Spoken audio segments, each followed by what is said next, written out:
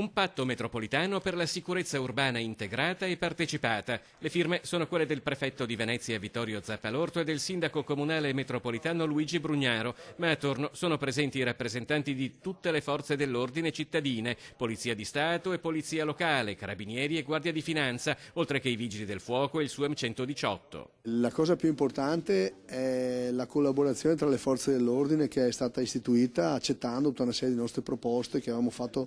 Considerate che questo piano l'abbiamo scritto 2 anni fa.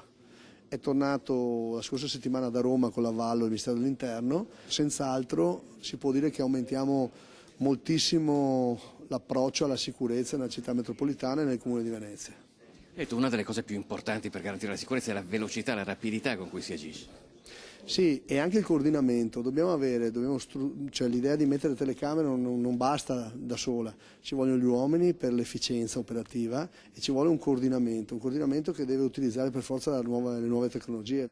Il patto, che ha durata triennale, prevede l'interconnessione tra le sale operative delle forze dell'ordine e della polizia locale, il cui organico sarà aumentato di 70 agenti, un rafforzamento dell'operazione Strade Sicure, del controllo di vicinato e del contrasto all'abusivismo commerciale.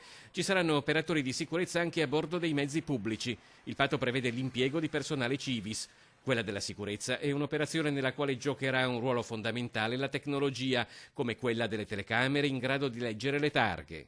Sono state individuate delle aree critiche, magari a Mestre, nelle quali agire per prima? Sì, sono segnate con precisione e non soltanto, anche la tipologia di aree, anche un'idea tipologica di aree che in qualche modo vanno presidiate a maggior ragione, per esempio le stazioni, tutte, non la stazione di Mestre, le stazioni, perché è un luogo facile di scambio, anche per situazioni illegali, eccetera.